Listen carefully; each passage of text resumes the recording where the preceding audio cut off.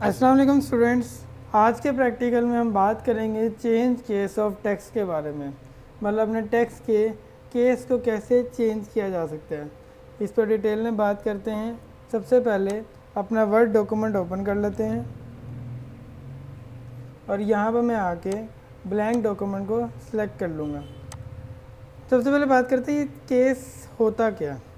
अगर मैं आपके सामने एक जुमला लिखूँ, I am a good student,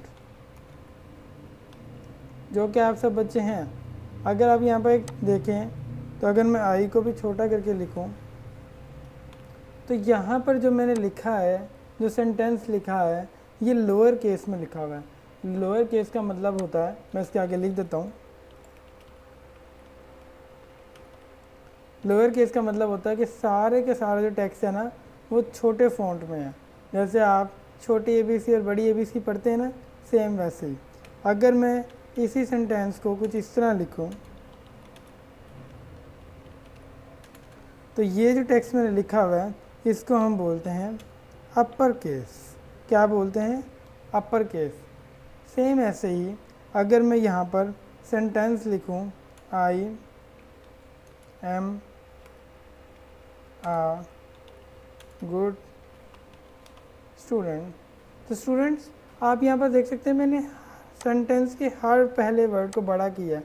आई को, ए को, इस ए को, इस जी को, इस एस को, जो कि इंग्लिश के स्टैंडर्ड के हिसाब से ठीक नहीं है। लेकिन यहाँ पर मैं आपको जस्ट प्रैक्टिस के लिए बता रहा हूँ कि इस केस को हम कहते हैं कैपिटलाइज ईच केस, मतलब हर केस को क्या करना है, हमने कैपिटलाइज करना है। सेम ऐसी और भी बहुत सारे केस होते हैं, हम इनको पढ़ते हैं कि इसको शॉर्टकट कीज़ के ज़रिए कैसे करते हैं।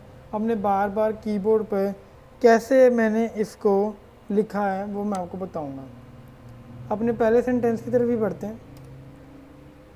स्टूडेंट्स आप यहाँ पर देख सकते हैं, यहाँ पर फ़ॉन्ट ग्रुप के नाम से, रिबन के अंदर फ़ॉन्ट ग्रुप के नाम से एक फ़ॉन्ट सेटिंग के लिए होता है, ग्रुप बना होता है, जिसके अंदर अलग अलग हमें स्टाइलिंग मिलती है टेक्स्ट को करने की। अगर मैं इसको सिलेक्ट करूं और सिलेक्ट करने के बाद यहाँ पर होवर करूं, आप देख सकते हैं यहाँ पर क्या लिखा हुआ है, चेंज केस। नीचे लिखा हुआ है change the selected text to upper case, lower case और कॉमन कैपिटलाइजेशन। अगर मैं यहाँ पर सिलेक्ट करूँ और यहाँ पर लोअर केस सिलेक्ट करूँ, क्योंकि मेरा टेक्स्ट लोअर केस में ही है तो यहाँ पर कोई फ़र्क नहीं पड़ेगा। लेकिन अगर मैं इसको अपर केस पर सिलेक्ट करूँ तो आप देख सकते हैं मेरा यहाँ पर जो भी टेक्स्ट था वो किस में कन्वर्ट हो गया, अपर केस में।